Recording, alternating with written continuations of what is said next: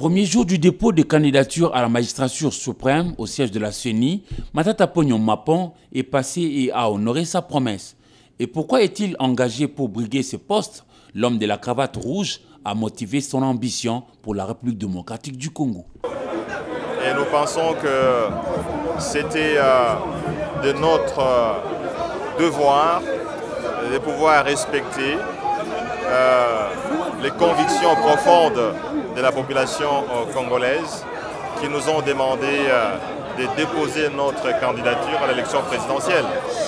Mais telle est aussi la volonté des membres de mon parti, les LGD. Comme vous le savez, c'est une décision du Congrès, un congrès du parti LGD, pour pouvoir déposer cette candidature. Donc j'ai été choisi par mon parti comme candidat unique pour l'élection présidentielle. Mais c'est aussi la volonté de la population congolaise et je me réjouis d'être le premier à avoir déposé ma candidature. Bon, bah écoutez, vous le savez, moi je n'ai pas beaucoup de promesses à faire parce que, ayant été Premier ministre, chef du gouvernement, j'ai fait beaucoup de choses qui restent dans la mémoire des Congolais. J'ai stabilisé les cadres macroéconomiques, vous le savez. Le taux d'échange est resté stable pendant près de 7 ans, aux environs de 900 francs congolais le dollar américain. Vous le savez, les taux d'échange impactent la vie des Congolais. Les taux d'échange affectent le panier de la ménagère. Les prix sont restés stables pour les denrées alimentaires. Vous le savez très bien. On a payé les salaires régulièrement. C'était payé le 15 de chaque mois. Aujourd'hui, les fonctionnaires ne savent plus à quel sein se vouer. Nous avons construit des écoles. Nous avons contribué à la construction des routes.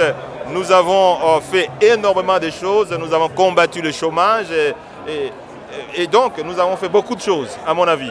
La sécurité, ça vous le savez, le M23, nous l'avons vécu et tout le monde sait que nous avons sécurisé l'Est du pays. Et ça, je crois que c'est de notoriété publique. Bien sûr, notre programme économique, nous sommes aussi le premier candidat président de la République à avoir publié son programme économique, dans lequel nous appelons les Congolais à renouer avec le destin des grandeurs, qui est le destin de tout Congolais et de l'ensemble du pays. Aux Congolais vivant en RDC, aux États-Unis d'Amérique, au Canada, en France, en Belgique et en Afrique du Sud, des tranchées le 20 décembre 2023.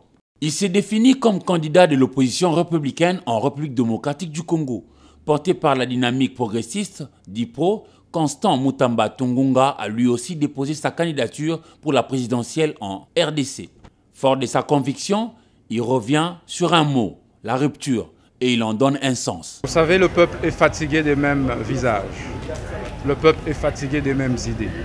Le peuple est fatigué des mêmes projets. Le peuple est fatigué des mêmes noms. Voilà pourquoi ce peuple a besoin de rompre avec tout ça. Le peuple a besoin de la rupture. Et sa priorité, il vise Kigali au Rwanda. Notre campagne électorale sera lancée sous le thème rupture. Nous voulons rompre avec l'insécurité à l'est du pays. Notre priorité sera de faire arrêter M. Paul Kagame une fois élu président de la République. Mais après, nous allons faire la guerre au Rwanda et nous l'annexerons comme la 27e province de la République démocratique du Congo. Vous savez, le peuple est fatigué des mêmes visages. Le peuple est fatigué des mêmes idées. Le peuple est fatigué des mêmes projets. Le peuple est fatigué des mêmes noms. Voilà pourquoi ce peuple a besoin de rompre avec tout ça. Le peuple a besoin de la rupture.